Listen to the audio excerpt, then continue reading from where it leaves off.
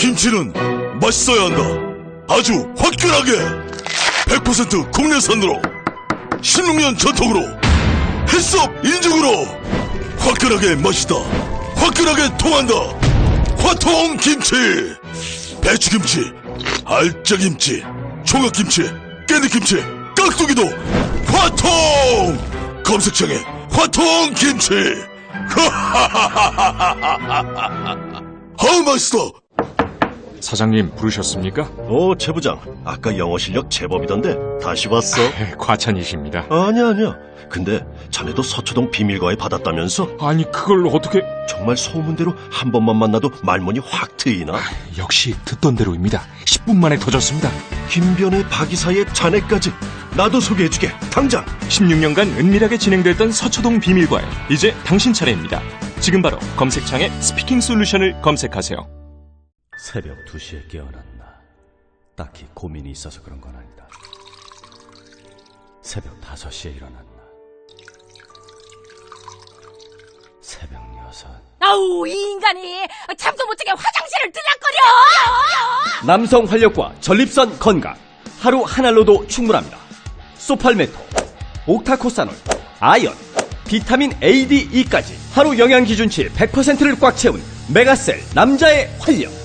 지금 바로 인터넷 검색창에 메가셀 남자의 활력을 검색해보세요. 한글도 남보다 빨리 깨치고 참 똑똑했는데 갈수록 실력이 뒤처지는 것 같아 걱정이에요. 혹시 초등학교 교과서 본 적 있어요? 어려운 어휘가 너무 많아요. 학교에서는 어휘 개념을 하나하나 설명해줄 시간이 정말 부족하잖아요. 그럼 어떡하죠? 내 아이의 어휘만큼은 내가 책임져야죠. 어휘 공부의 정성. 초등어휘 3000, 초등어휘 5000. 검색창에 초등어휘 3000을 쳐보세요.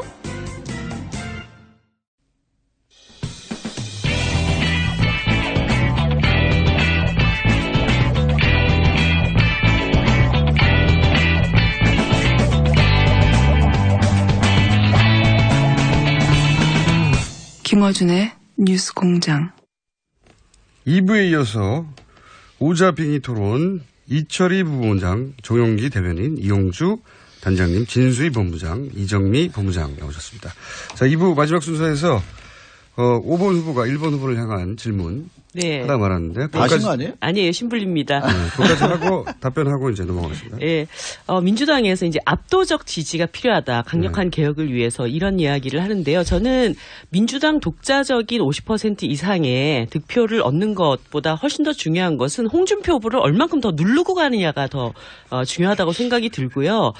그러기 위해서는 민주당과 정의당이 합산해서 훨씬 더 많은 득표를 얻는 것이 훨씬 중요하다고 봅니다. 그런 측면에서 사표론 조장이라는 것은 홍 반장 누르는데 별로 큰 도움도 되지 않을 뿐더러 차기 정부의 개혁성을 강하게 끌고 나가는 데 있어서도 불완전한 그런 구도를 만드는 것이다. 이런 말씀을 드리고 싶습니다. 예를 들어서 15대 대선 때 김대중 대통령 후보가 40.3%로 당선됐습니다. 그렇다고 해서 그 정부의 어떤 개혁성이 흔들리거나 어렵거나 이러지는 않았던 거 아닙니까? 그렇기 때문에 전체적인 개혁의 파이를 어떻게 늘려갈 것인가, 이런 부분들을 함께 고민하면서 홍 반장을 어떻게 이번 선거에서 확실하게 누르고 갈 거냐, 이런 전략을 짜는 것이 대한민국 개혁의 전진에 이로운 것이다. 저는 이렇게 오늘 스트롱맨이라고 해주세요. 잘 씁니다. 신부님이 홍 반장 스트롱맨 이 꺾는데 왜 합산을 하는데 민주당, 정의당만 합니까? 저희 국민당까지 포함해서 합산을 해주셔야 맞죠. 줄을 엉뚱한 데 쓰고 있으니까 그렇잖아요. 자, 1번 그거는 제가 다음에 질문 드릴게요. 예, 제인입니다. 다 하나씩 답변 드리면 좋겠는데, 우선 우리 스트롱맨의 질문. 보수개멸. 보수개멸. 이거는 제가 볼 때는 악의적인 왜곡입니다. 극우 보수의 괴멸을 얘기했잖아요. 아니, 우리 보수 세력이 입에 달고 사는 게 친박, 좌파, 청산, 척결 아닙니까? 그죠? 극자 세력 척결해야 된다는 얘기 다 하잖아요. 극자 세력은 척결해야 되고 극우 세력은 괴멸시키면 안 됩니까? 저는 당연히 괴멸시켜야 된다고 봅니다. 탄핵이 이렇게까지 나를 이렇게 말아먹었던 세력에 대해서 그런 용어를 못 쓴다? 그건 아니죠. 극우 세력, 극우 보수와 보수는 다른 겁니다. 그리고 극우는요, 지금 말씀하신 대한민국 극우 없다 그러면 걱정 안 하셔도 됩니다.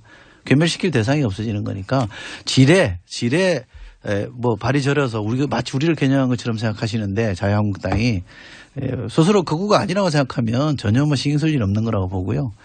장기 집권 얘기했는데 장기 집권은 그 당의 트레이드 마크잖아요. 우리는 선거를 통해서 집권하기 때문에 합법적으로 선거를 통해서 집권해서 20년 집권하든 30년 집권하든 그게 왜 문제입니까? 그건 전혀 문제될 게 없죠. 스웨덴 복지국가도요. 45년인가 장기 집권을 통해서 이루어졌습니다. 왜 문제시하지 않느냐. 합법적인 선거를 통해서 선출됐기 때문에 그 시비거리도 안 되는 거예요. 우리가 다 선거를 통해서 그렇게 집권해 보겠다는 건데 그런 얘기도 못할 거면 이게 무슨 엄혹한 유신시대 달인데 왜 그런 말 자체가 논란이 되는지 저는 이해를 할 수가 없는 거고요.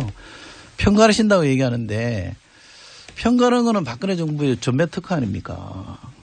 세월호 얘기하면 세월호 진상규명하자는 쪽을 적으로 규정하고 메르스 얘기하면 메르스 갖고 뭔가 좀 대응이 부실하다 그러면 또 적으로 대응하고 한일 위안부 협상 잘못됐다 그러면 그것도 적으로 규정하고 반대 세력 입고로 적이고 종북이고 이렇게 규정한 게 누굽니까? 그렇게 해서 이 지경이 됐는데 또다시 이번 대선을 치르면서 생각이 다른 사람들을 적으로 규정한다는 건 있을 수 없는 얘기죠. 그리고 그런 게 먹힌다고 생각하는 거. 특히 이제 뭐 많은 사람들이 동의한다 이렇게 생각하시는데 우리가 냉정하게 지지율은 저는 보는 게 맞다고 생각합니다. 탄핵엔 80% 찬성하고 20% 반대하시는 분들이 있다는 걸 저는 존중합니다. 그러나 그 20%가 탄핵까지 갈 산이 아니라고 본 거지 박근혜 정부가 잘했다고 보지는 않는 겁니다. 잘못했다는 여론은 거의 전 100%라고 봐요. 이걸 혼동하시면 안 된다고 저는 생각합니다. 자, 아들 문제. 보수개별 그리고 아들 문제는 지금 이제 그 국민의당에서 자꾸 문제 제기를 하는데요. 정확하게 실명을 가지고 팩트를 가지고 지적을 해야 되는데 내일 모레 선거인데 아직까지 이런 거에 매달려 가지고 뭔가 판을 뒤집을 수 있다고 생각하는 건 정말 착각이고요. 어지간히 하는 게 저는 맞다고 생각합니다. 그리고 용납이 안 되면 두고두고 어차피 뭐 정당이라는 게 계속되는 거 아닙니까? 문재인 후보가 대통령 된다고 해서 금방 없어질 문제도 아니라고 한다면 그렇게 조곤조곤 팩트를 가지고 문제제기하면 좀 될 일이라고 생각하는데 아무 실체도 없는 인터뷰 하나 들고 와서 이거 가지고 뭐라고 얘기하면 저희는 자기 실명을 걸고 그거 아니라고 얘기하는 사람들이 나왔잖아요. 그럼 뭐 사실관계는 너무 분명해진 거 아닌가요? 사표론에 대해서는 저는 좀 아쉬움이 있기는 합니다만 제가 좀 하소연드리고 싶은 건 이럽니다. 사표론이라는 말은 좀 정의당으로서는 굉장히 좀 섭섭하고 억울해 하실 것 같은데 자유한국당 하는 거 보면 저는 심정적으로 좀 또 이해되는 측면도 있습니다. 이게 뭐 마치 나라가 친북 좌파가 집권해서 장기 집권해서 나라를 말아먹은 것처럼 지금 상황을 오도하고 있잖아요. 그러면 저희가 이번 대선에서 과반 이상 득표해서 압도적으로 탄핵이 옳은 것이었고 새로운 대한민국으로 가야 되는 게 국민 여론이라는 걸 보여주면 저희가 50% 이상 득표하고 또 심상정 후보가 또 지금보다 더 득표를 하면 훨씬 덩치가 늘어나는 거기 때문에 저희가 그런 얘기를 한다. 심정적으로 그럴 수밖에 없다. 사표라는 것은 좋은 언어가 아니기 알겠습니다. 때문에 앞으로 민주당에서 그런 말씀 안 쓰셨으면 좋겠어요. 알겠습니다. 그래서 계속 싸울까요? 하나만 다음 순서로 협조를 해요. 일단 1번 변호를 하고요. 예. 부족한 것에서 한 번씩 더 날려주시고 그리고 3번 후보가 받는 것으로. 예. 제 스트롱맨입니다. 자, 극우 극좌의 개념부터 좀 정리를 할 필요가 있어요. 그래서 극우라고 하는 건 아까도 얘기했지만 파시즘이나 나치즘이나 이런 것들, 인종주의나 이런 것들을 극우라고 합니다. 근데 박근혜 정부의 일정 부분의 국정 운영에 실정이 있었다고 해가지고 그거를 청산되고 괴멸돼야 될 이런 식으로 극우라고 하는 이거에 동의한다면 굉장히 위험한 발상이다. 아니, 북한에도 나라 팔아먹는다 이런 식의 얘기가 더 위험한 거예요. 극좌는 이거예요. 북한이 반인권적이고 반민주적인 이런 정권인데 그 북한 정권에 종북하는 그리고 친북하는 이런 저기는 극좌라고 하면 우리가 이 시대착오적인 극좌라고 하는 거는 커뮤니즘을 보통 극좌로 보는 거예요. 예? 왜냐하면 인류 사실 실패했었기 때문에 반박할게요. 그래서 우리 사회에 분명한 거는 극좌는 있지만 극우는 없다. 근데 없는 저기를 없어요? 상대로 해서 괴멸을 시키겠다라고 하는 거 장기 집권 얘기도 그래요. 열심히 노력해서 선거를 통해서 하겠다는 이건 누가 뭐라고 해요. 근데 보수를 괴멸시켜가지고 장기 집권하겠다. 상대를 인정하지 않는 이런 발상을 얘기를 하는 거고 이거에 대해서 아무리 여기서 얘기를 해도 그 재인을 지지하는 지지층은 뭐 철옹성 같아요. 우리 사회에 지금 그렇게 돼 있어서 그걸 뭐 얘기할 사실은 필요도 없는데 진행에 협조하는 차원에서 얘기했다. 이렇게만 말씀을 드립니다. 사실은요. 극우가 없다고 말씀하셨는데 극우가 있죠. 우선 스스로를 스트롱맨이라고 하는 분이 저는 극우라고 봅니다. 스트롱맨이라는 게 제가 딕테이터라고 그랬잖아요. 서구 영어 문법으로 치면 이게 독재자예요. 어떻게 버젓이 나는 스트롱맨이다, 나는 독재자다 이런 용어를 씁니까? 자, 그런 뜻으로 얘기하지 예를 들면 않았다고. 아니, 그럼 뜻을 얘기하잖아요. 단어를 바꿔야죠. 아니, 본래의 뜻이잖아요. 그런 스트롱맨에 정치학계 일부에서 쓰는 스트롱맨이 아니라. 정치학계는 스트롱맨 안 써요.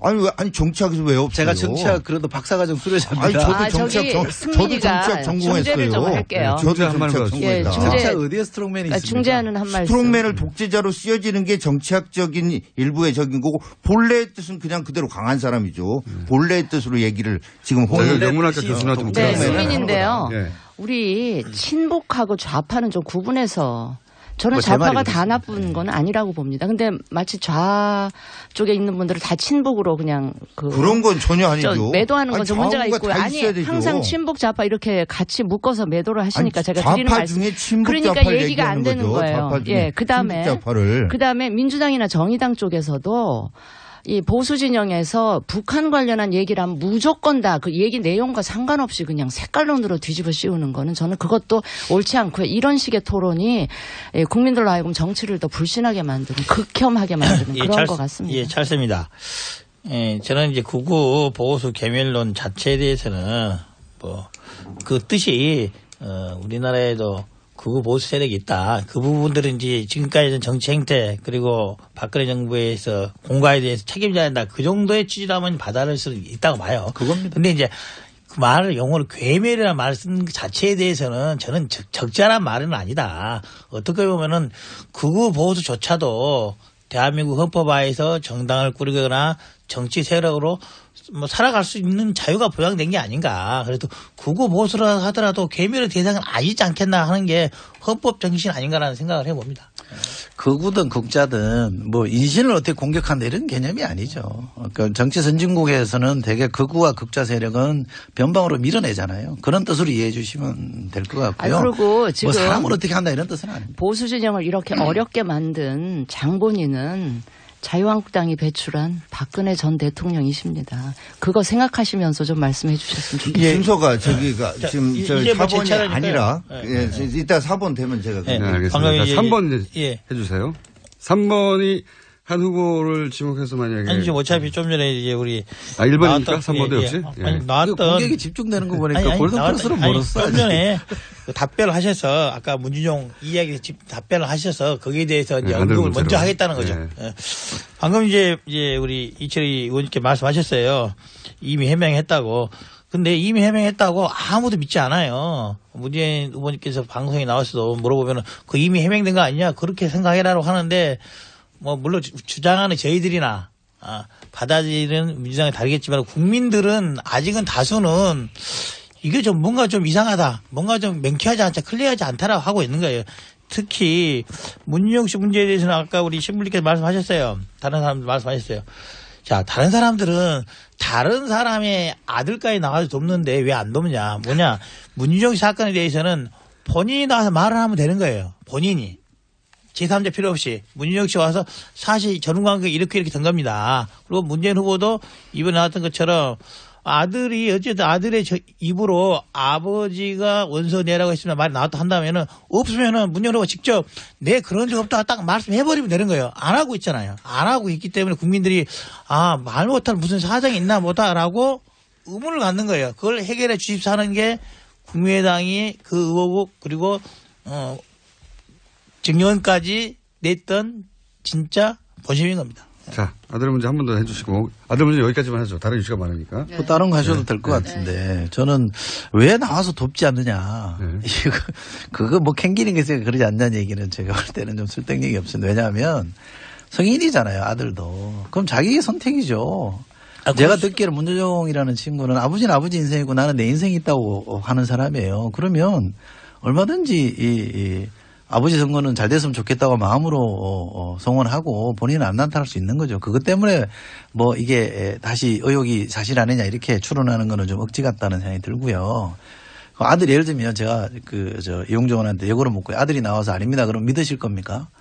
나오면 나오는 대로 또 할 거 아닙니까? 우리가 박원순 시장 아들에 대해서 문제 제기했던 분들이 어떻게 했는지 알잖아요. 그러니까 아무리 정치판이 선거를 눈앞에 있긴 합니다만 아들에 대해서 문제가 있는 게 지금 국민의당이 제기하고 있는 의혹이라는 것도 익명을 통해서 그렇다더라는 카드라 통신 아닙니까? 팩트가 없잖아요.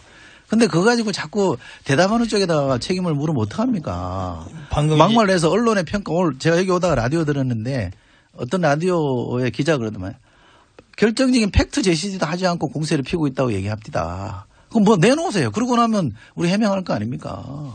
아니 통상적인 잘 통상적인 이런 공방에 있어서 관련자가 본인의 육성으로 녹음을 해서 언론사에 제공을 동의한 거 이상으로 한 적이 있나요?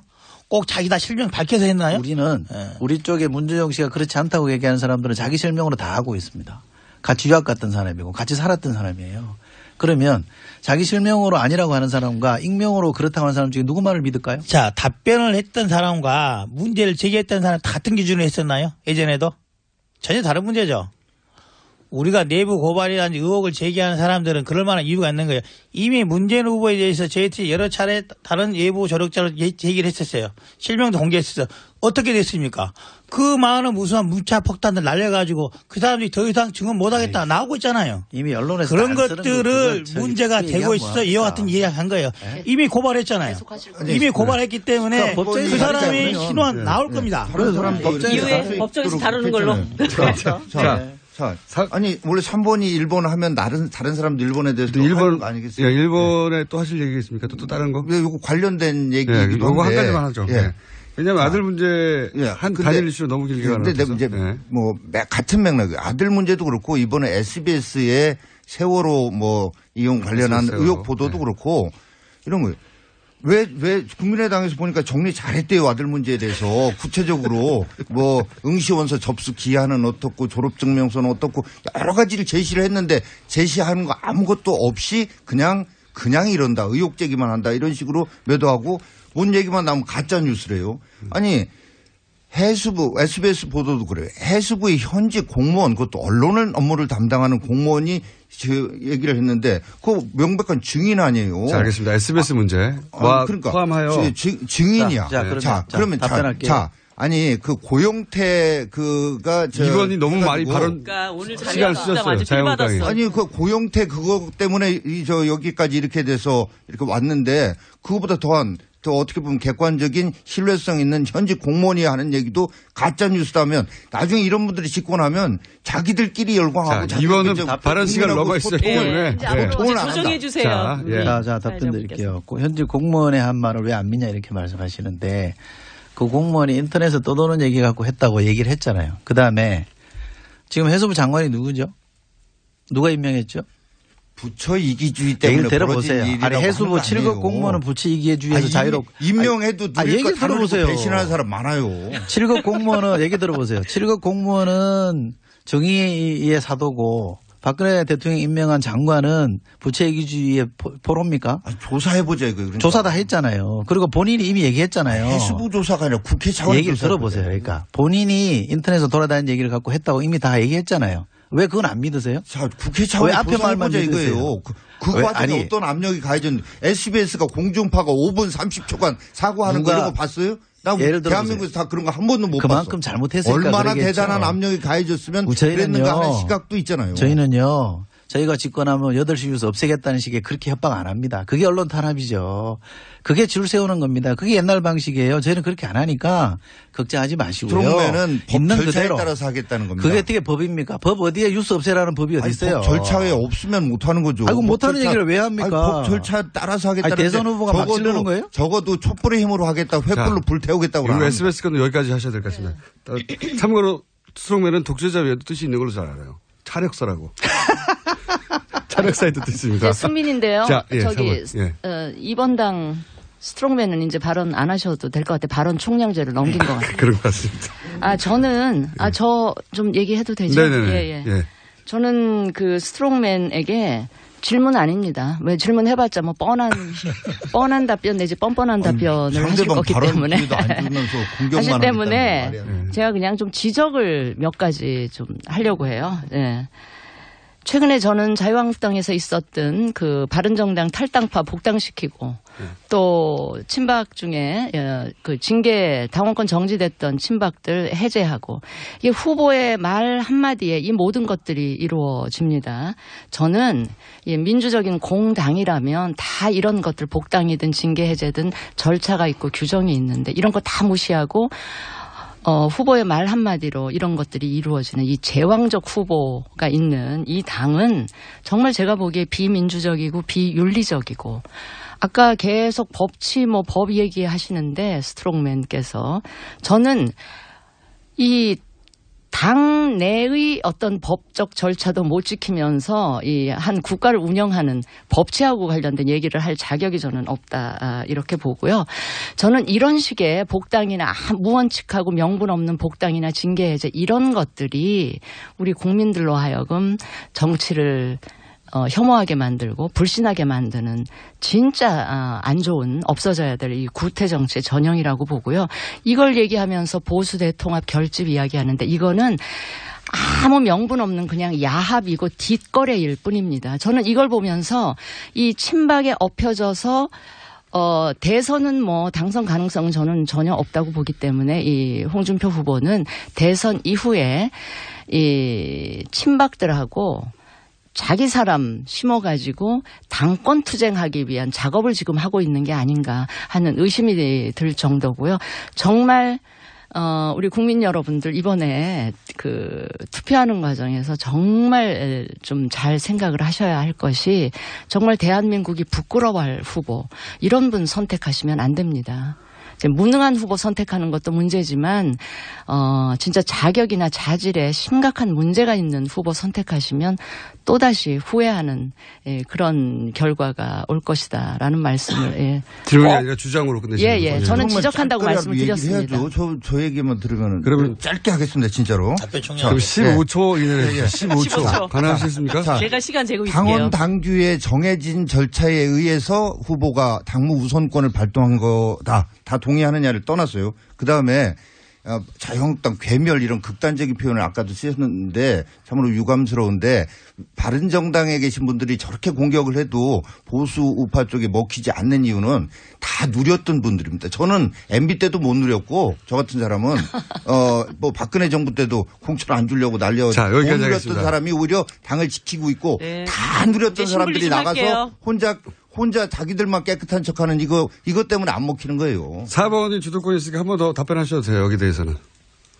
필요 없습니까? 아니 뭘 누렸다고 말씀을 하시는지 모르겠는데. 국민들이 아십니다.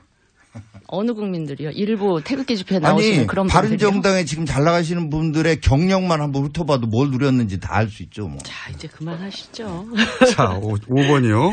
예, 5번까지 하면 시간이 거의 끝날 것 같아요. 한 번 그러면. 아니, 저는 이번 대선에 정말 아무 말 대잔치에 최고봉을 찍었다고나 해야 될까? 이게 이제 북한에 나라 갖다 바친다. 이 말이었다고 생각을 하는데 제가 이 말을 들으면서 정말 기가 막히고 너무 어이가 없었어요.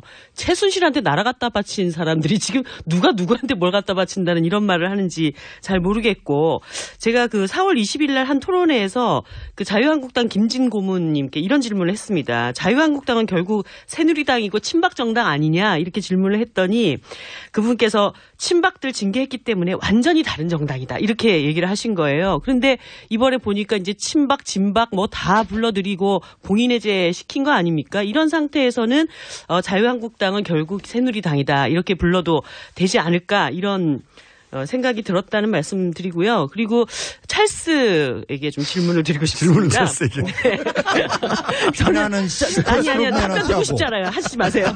그럼 얘기를 하지 말든가. 아니 이건 제 주장입니다.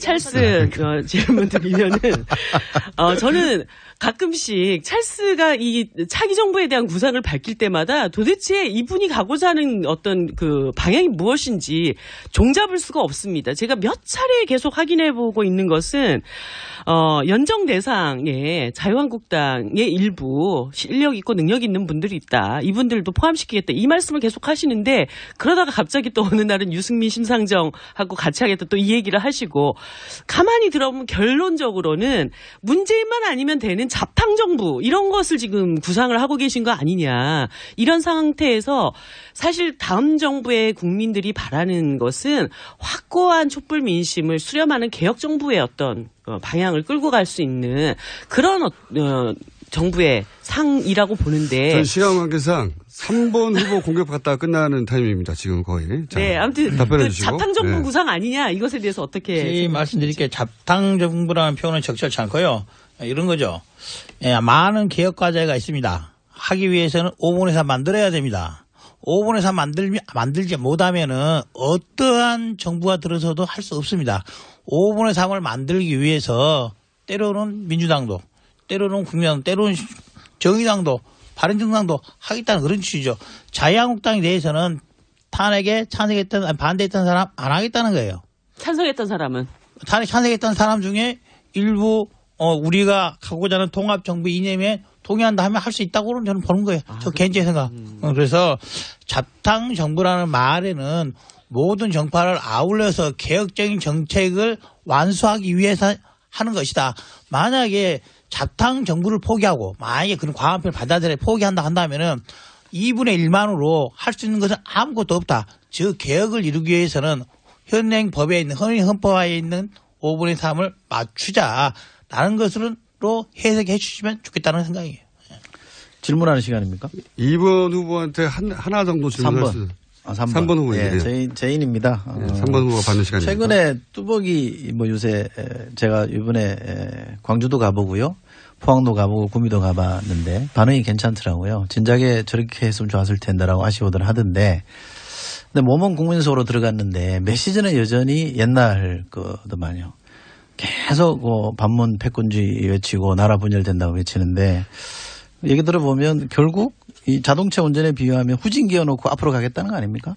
국민속으로 들어가서 메시지도 달라져야 되잖아요. 원래 제 질문 시간인데 맞아 그 아까 연정 관련해서 얘기하신 부분 연정이라는 거는 사람 하나하나를 빼앗가지고 구성하는 거 아닙니다. 맞습니다. 정치 세력과 정치 세력 간의 공동의 이해와 목표를 가지고 만드는 게 연정이에요. 그렇습니다. 그러면 자유한국당은 그 자유한국당의 정체성이 있는 것입니다. 그 안에 개별적인 인사와 연정하는 거 아니에요. 그 점에 대해서 어떻게 생각하세요? 맞습니다. 저희는 자유한국당의 이념을 받아들여서 하겠다는 건 전혀 아니에요. 자유한국당이 구성되고 있는 몇몇 사람들 중에서. 그러니까 불가능한 얘기라니까요. 그런 방식은. 자유한국당 버라이어티 하잖아요. 금방 이 당에 있다가 금방 저 당 갔다 다시 또 오기도 하고. 그러니까 지금이라도 걷어들이세요. 그 얘기는. 그래서 그런 부분이라고 생각해 주시고 예를 들면 또 자유한국당에 있다가 또 나오면은 또 생각이 달라질 수 있지 않겠습니까? 그런 부분이고. 마지막 질문이 될 것 같습니다. 예, 아까 뚜벅이 유세 맞습니다. 몸은 국민 속으로 있는데 말은 이전이 아니냐. 그러니까 후진기어 놓고 어떻게 앞으로 가냐 이거죠, 자동차가. 적절치 않은 표현이고 때로는 후진기어로 조종은 길을 갈 수 있다고 봐요. 명확한 건 이거예요. 그렇죠. 뒤로 돌아서 질주할 수 있어. 명확한 건 이거예요. 명확한 이거예요. 후진기어라는 걸 인정하시는군요. 명확한 건 이거예요. 친문 패권 세력이라는 주장 후진기어 아닙니다. 정기어 놓고 가고 있는 거예요. 친문 패권 세력이 집권에서는 옳지 않다. 이거는 후진기어가 아니고 정기어 제대로 놓고 가고 있는 거다. 지금 3당이 되면 어쩌면 4당, 5당으로 밟아야 될지도 모른다는 것을 분명히 말하고 있는 거예요. 자, 여기 끝 맞춰야 될 것 같습니다. 이제 각 당에서 이제 여러 번 하셔서 다 아시잖아요. 네. 마지막 시간이니까 짧게 해주세요. 한 20초 정도씩. 내일 투표하시는 분들을 위한 메시지 주십시오. 예, 제인입니다. 저는 홍준표 후보처럼요. 본인이 막 불지르고 다니면서 불조심하자 이렇게 외치는 그런 행태를 보이는 후보는 안 된다고 저는 생각합니다. 또박또박 자기 얘기하고 어떻게 새로운 대한민국을 건설할지 준비된 후보를 뽑아야 된다고 생각하고요. 그래야 우리가 탄핵을 완성하고 새로운 대한민국으로 갈 수 있다. 그 선택을 문재인 후보에게 해달라 이런 말씀을 꼭 드리고 싶습니다. 스트롱맨의 얘기를 대신 전해드리겠습니다. 일당 800원 받던 임시직 야간 경비원의 아들이 고리사체에 머리채를 끌려다니던 까막눈 어머니의 아들이 대통령이 될 수 있다는 것을 국민 여러분이 한번 보여주십시오. 이 땅에 최초로 서민정부를 세웁시다. 내일 새날 새 대통령이 되어 우리 아이들에게 물려줄 자랑스러운 자유 대한민국을 만들겠습니다. 도와주십시오. 예, 잘 습니다. 예. 이제는 대한민국 미래를 준비해야 됩니다. 정치 분야에서 대통합 필요합니다. 예, 국민 편가르게 하는 친문 세력 그리고 홍준표의 자유한국당 더 이상 대한민국을 맡길 수 없습니다. 다른 나라에서 많이 있습니다. 미국, 프랑스 새로운 시대가 필요하기 위해서는 젊은 사람에게 젊은 생각, 더 나은 생각, 미래를 가진 지도자에게 국가를 맡겼습니다. 이번에는 3번 안철수 후보에게 대한민국을 맡겨주시길 바랍니다. 네.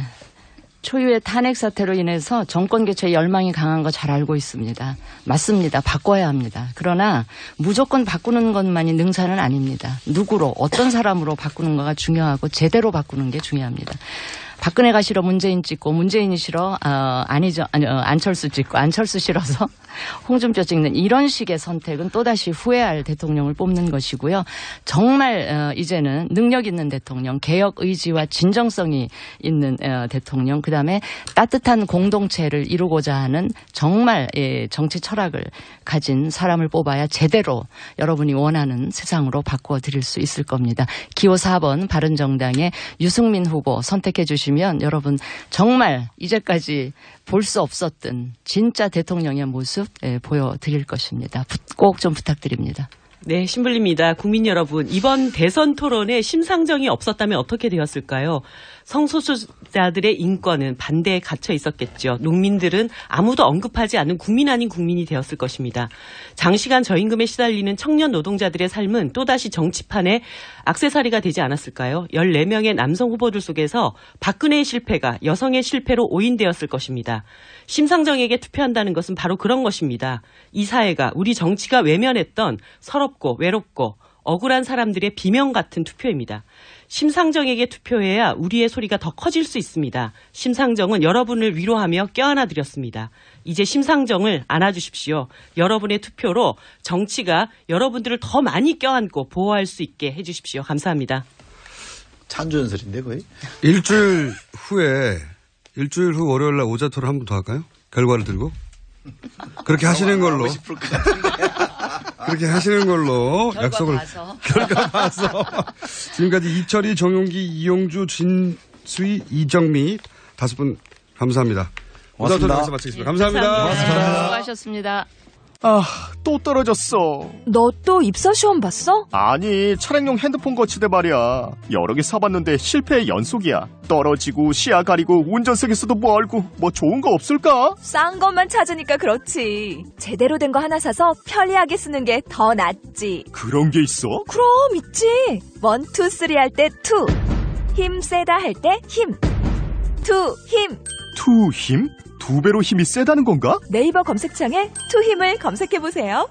제가 생각하는 이상적인 사회는 모두가 먹는 것, 입는 것 이런 걱정 좀 안 하고 더럽고 안 입고 온 꼬라지 좀 안 보고 그래서 하루하루가 좀 신명나게 이어지는 그런 세상이라고 생각을 합니다. 사람 사는 세상을 위해 정치를 시작한 노무현. 그는 우리 곁에 없지만 그의 꿈은 영원합니다. 노무현 재단은 사람 사는 세상을 위하여 노무현의 가치와 철학을 전합니다. 노무현 재단의 후원 회원이 되어주세요. 1688-0523.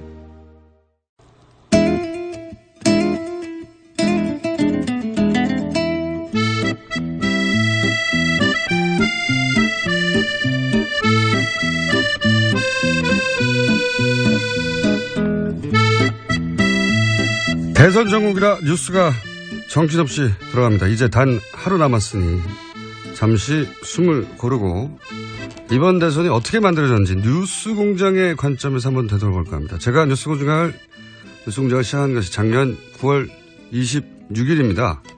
공교롭게도 최순실 게이트가 막 열리는 시점이었는데요. 그때부터 오늘까지 뉴스공장의 시선으로 되짚어보겠습니다. 박근혜 대통령의 최측근인 최순실 씨가 개입한 의혹이 불거진 K스포츠재단과 미르재단에 대한 추가 의혹이 나왔습니다. 어떤 의혹입니까? 오늘치 한겨레 보도를 보면 미르재단이 사무실을 2년 전부터 임대해서 사용하고 있다는 것이 드러난 건데요. 그러니까 2년 전부터 본격적으로 재단 설립 작업에 들어간 거고요. 이승철 부회장이 밝힌 시점과 분명히 다르죠. 최순실 씨 사건, 미르재단 이야기.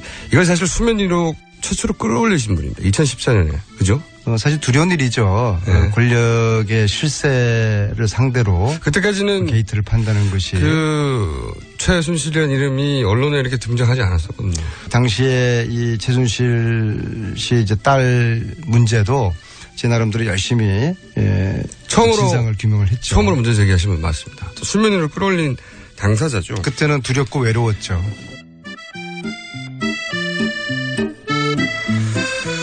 뉴스공장은 첫 방송 첫 시간부터 최순실 게이트를 집중적으로 다뤘습니다.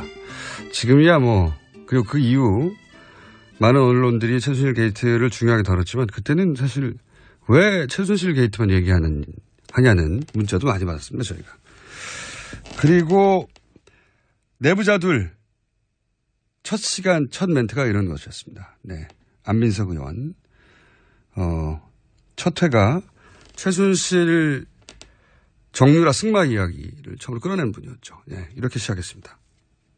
JTBC 취재팀은 최순실 씨의 컴퓨터 파일을 입수해서 분석을 했습니다.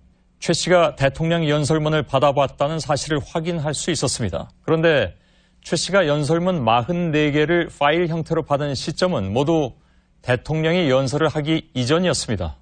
이 JTBC 네. 이 진정한 단독이죠. 그렇습니다. 진정한 단독이 나왔습니다. 네, 모든 언론이 다 받아쓴 네. 뉴스가 나왔는데요. 그 최순실 씨가 박근혜 대통령의 연설문을 미리 받아서 일부 수정한 사실이 최 씨의 컴퓨터 파일을 통해서 확인이 됐습니다. 연설문을 만약에 직접 먼저 보고 네. 그리고 그걸 수정했다고 하면 이건 성격이 완전히 달라지는 거죠. 네. 최순실 씨는 지난 대선 때 주로 연설이나 홍보 등의 분야에서 개인적인 의견이나 소감을 전달해주는 역할을 하였습니다. 청와대의 보좌 체계가 완비된 이후에는 그만두었습니다. 필요하다면 저 역시 검찰의 조사에 성실하게 임할 각오이며 특별 검사에 의한 수사까지도 수용하겠습니다. 여러분, 청와대까지 그리고 온 국토가 들썩이게 여러분의 함성 소리 듣도록 지난 주말에 이제 광화문에서 그 박근혜 대통령의 하야 그리고 퇴진을 요구하는 대규모 집회가 있었습니다. 처음에는 이렇게까지 하야를 해야 되는 것인가라는 생각을 사실은 했었었는데 더 이상 저분은 대한민국을 이끌어가기에는 많이 부족하신 분이 아닌가라는 생각이 들었어요. 대통령님께서 먼저 결단을 해야 되지 않을까 생각을 했고 오랜 인연을 갖고 있었던 최순실 씨로부터 도움을 받게 되었고 왕래하게 되었습니다. 국민들의 마음을 달래드리기 어렵다는 생각을 하면 내가 이러려고 대통령을 했나 하는 자괴감이 들 정도로 괴롭기만 합니다. 처음 나와봤는데 40 넘어서 우리 아이들이 살 사회니까 시민 교육에 이보다 더 좋을 게 없겠다라는 생각으로 아이들도 흔쾌히 같이 나왔고요. 아이들한테는 보여주고 싶은 게 더 컸어요. 이렇게 참여하는 게 시민이다. 단 한순간도 저의 사익을 추구하지 않았고 작은 사심도 품지 않고 살아왔습니다. 제발 저희와의 연을 이제 그만 끊어주십시오. 이것은 사적인 일이 아니라 공적인 일이며 당신이 우리를 위해서 할 수 있는 오직 유일한 한 가지 일입니다.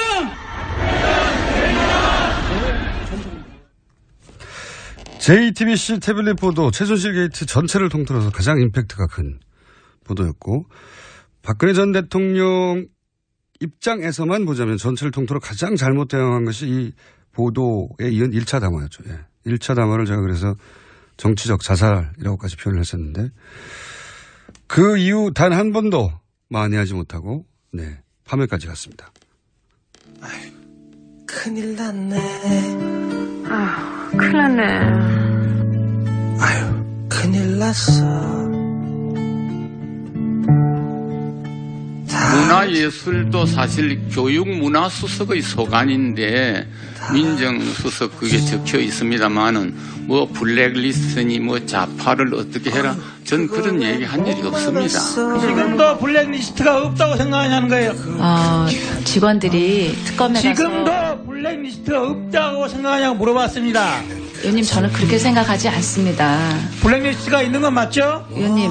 블랙리스트가 있는 건 맞죠? 존재하는 건 맞죠? 제가 그 부분에 관해서 지난번 11월 조인 선생님, 다시 묻겠습니다. 블랙리스트가 존재하는 게 맞습니까? 안 맞습니까? 예술인들의 지원을 배제하는 명단은 있었던 것으로 판단이 되고 있습니다. 자, 드디어 오늘이 탄핵 디데이지 않습니까? 이 박근혜 대통령 탄핵 소추안 통과의 키를 쥐고 있는 새누리당에서 최소 33명의 찬성표가 확보되었다라는 기사가 있습니다. 투표 결과를 말씀드리겠습니다. 총 투표수 299표 중 가 234표.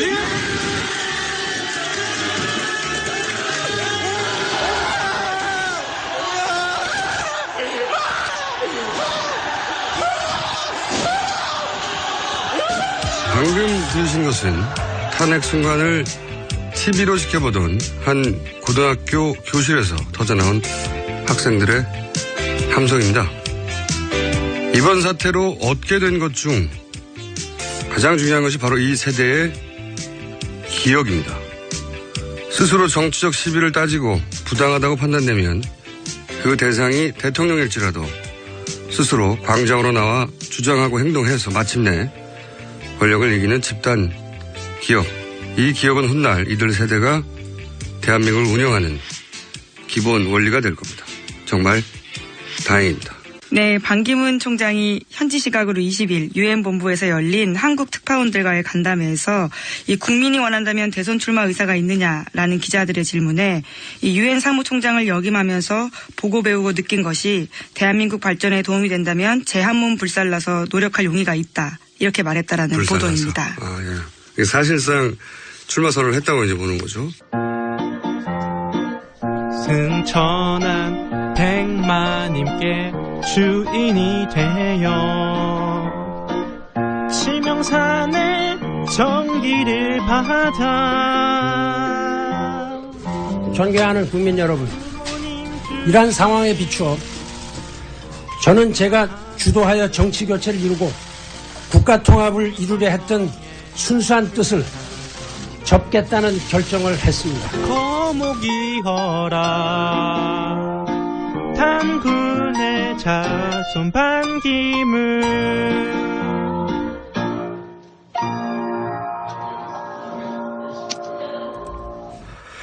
김기춘 전 비서실장의 구속, 정보기관을 능숙하게 통제하고 법률적으로도 해박한 김기춘 전 비서실장이 이때 구속된 것이 이후 탄핵 국면의 대응을 철저히 실패한, 박근혜 전 대통령 측에서는 중요한 변수 중에 하나입니다.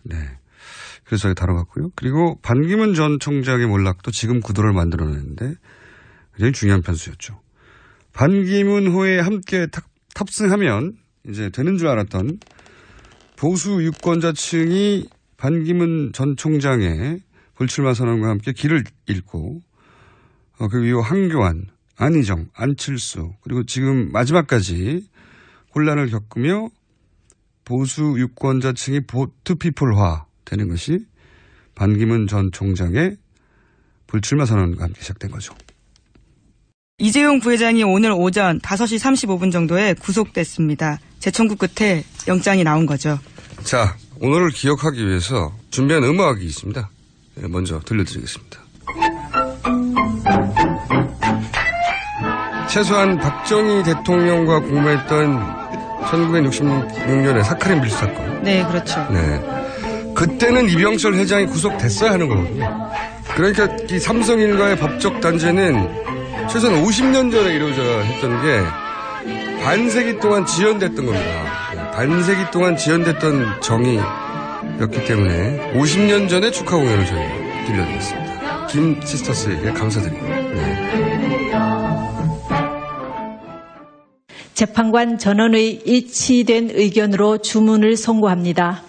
주문, 피청구인 대통령 박근혜를 파면한다.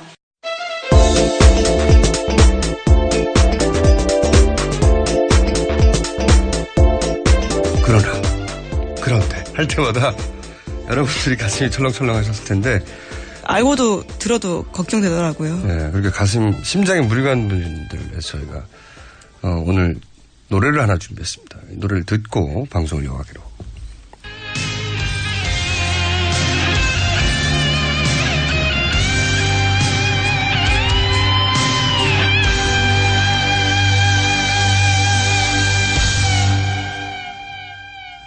She's gone.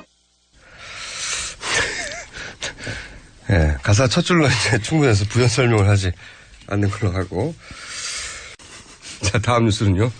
네, 대선 날짜가 5월 9일 화요일로 확정됐습니다. 황교안 대통령 권한대행이 어제 임시국무회의를 다시 소집해서 대선 날짜를 확정한 건데요. 그리고 자신은 대선에 나가지 않겠다라고 밝혔습니다. 문재인 후보가 더불어민주당 제19대 대통령 후보로 선출되었음을 선포합니다. 이로써 홍준표 후보가 자유한국당 제19대 대통령 후보로 선출되었음을 선포합니다. 사랑하는 당원 동지 여러분, 정말 고맙습니다. 압도적 대선 승리로 오늘의 선택에 보답하겠습니다. 존경하는 국민 여러분, 저 유승민 오늘 이 순간부터 바른정당의 대통령 후보로 용감하게 출발하겠습니다. 저를 제19대 대통령 선거에 나설 당의 후보로 선출해 주신 당원 동지들께 머리 숙여 감사하다는 말씀을 올립니다. 이재용 회장의 구속은 박근혜 전 대통령 구속을 법적으로 예약한 것과 마찬가지인 사건이었죠. 예. 세월호의 아픔, 또 국정농단의 아픔을 겪었습니다. 제가 부족했던 탓입니다. 죄송합니다. 경비원 아들도 대통령이 될 수 있는 나라, 까막눈의 아들도 대통령이 될 수 있는 나라, 바로 대한민국입니다. 저 안철수, 양당 기득권 세력들 물리치고 새로운 정치 시대 만들려고 여기까지 왔습니다. 안보는 저는 누구보다도 굳건한 보수입니다. 정통 보수입니다. 국민 여러분께서 저희 손을 잡아주십시오. 고맙습니다. 정권 교체를 위해서 양보도 해야 했고 또 사표론 때문에 저희가 노력한 만큼 평가를 받지 못할 때도 있었습니다. 그러나 이번 대통령 선거 촛불이 이미 정권 교체 해놓으셨습니다. 지금까지 김어준이었습니다. 내일 다시 뵙겠습니다. 안녕.